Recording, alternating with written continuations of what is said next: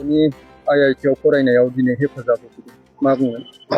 बिटिसिनि चिफ मानाव गेदेर हाग्रामा महिलारि सारा जोंनि लाइमोन BPF आरो BSUनि मोनसे हान्जाखौ उदालगुरि जिल्लानि सिङाव थानाय खालेंदुवार समस्तिनि सिङाव थानाय बे मुरमेला ओनसोलनि जा सुबजित बर' सासे रोंगोरांखा फरायसा बिथाङा गुवाहाटी IIT आव फरायगासिनो दङ।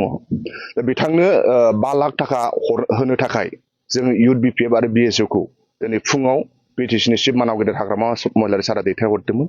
थिग बेबादिनो जों दिनै सुबजित बर'नि न'आव सफैनो हाबाय आरो जोंहा मानगोनां आवगायनि बारग' EM बनजार दैमारि सार दङ आरो आवगायनि बारग' EM जाहा जगति सरकार दं, आंनि लोगो बिक्रम दैमारि, जाहा जियाउल, जों जयैनो फैनानै बिटिसिनि चिफ मानगोनां हाग्रामा महिलारि सार हरनाय 5 लाख थाखाखौ जोङो सुबजित बर'नि आंगो बिफा आरो आंगो बिमानि आखायाव जों होबाय आरो सुबजित बर'आ मैयासो गावनि क्लासआ आराम्भ जानायखाय मैया गुवाहाटी IIT आव थांबायनो।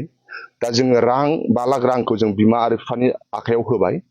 जोङो आफा अबंलावरिनाव बेखौनो जों आर'ज खालामो सुबजित बर'आ फरायनाया जाहाथे मोजां जोबबोथों। बिथाङा सासे सुबुं सम्पद, बे ओनसोलनि सासे सुबुं सम्पद, बिटिसिनि सासे सुबुं सम्पद। जेरैबायदि बिमा बिफाया लुबैयो सुबजित बर'आ गुवाहाटी IIT निफ्राय ग्रेजुएसन जाबोथों, मोजां डिग्रीखौ पास जाबोथों, बेबादिनो बिथाङा जाबोनो हाथों। आफा अबंलावरिया बोराइ बाथौआ बिथांनो गोहो आरो बोलो होथों। मानाव गेदेर बिटिसिनि चिफ हाग्रामा महिलारि सारा बेखौनो लुबैयो सुबजित बर'आ थाखा फैसा आंखालाव गावनि फरायनाया आद्रा जानो नाङा। दा साननैसो सिगां हयथ' सुबजित बर'आ बा बिथांनि आंगो न'खरनि मानसिफ्रा ससियेल मिडियायाव आपल'ड खालामदोंमोन, फरायनो गोब्राब जाबाय, रांखान्थि मदद बिदोंमोन आरो बेबादिनो बिटिसिनि चिफ मानाव गेदेर हाग्रामा महिलारि सारा बिथांनि सुबजित बर'नि फरायनायखौ बानस'दों। बिथाङा दा बोसोरसे थांबायनो गुवाहाटी IIT आव आरो बोसोरथाम दंबावो, जिहेथु बोसोरब्रै IIT नि कर्सआ।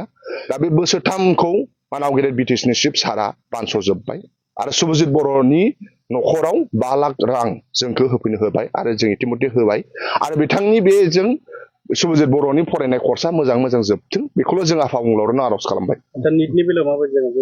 गोबां निट आनजादफोर जादों। आं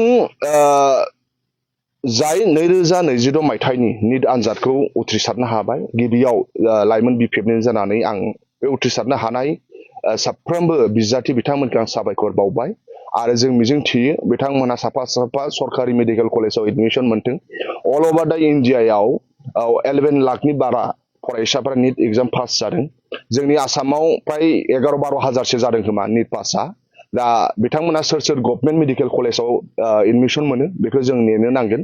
दा बिटिसि सरकारा राङारि अनसुंथाइ गोदो सरकारावबो होबोयोमोन, जे जा NIT एडमिसन मोननाय बा मेडिकेल कलेजाव एडमिसन मोननाय आरो BPFनि राजखान्थि दोलोनि इलेक्सन मेनिफेस्ट'आव दङ, जाय निट पास जानानै मेडिकेल कलेजाव एडमिसन मोनो बिथांमोननो बिटिसि सरकार राङारि अनसुंथाइ हरो। दा जों मिजिं थिनाय थाबाय जोंनि बिटिसिआव फ्राय 100निफ्राय बारा निट पास जानानै दङ। दा सोर गभर्नमेन्ट मेडिकेल कलेजाव एडमिसन मोनो बेखौ जों नेनो नांगोन आरो जों आफा अबंलावरिनाव आर'ज खालामो बिटिसिनिफ्राय जा पास जादों बिथांमोना साफ्रोमबो जाहाथे गभर्नमेन्ट मेडिकेल कलेजाव एडमिसन मोनथों, बिथांमोना साफा डक्टर जानानै जोंनि बिटिसि ओनसोलखौ जौगानायनि खामानि मावनो हाथों, जों बेखौ मिजिं थिनाय थाबाय।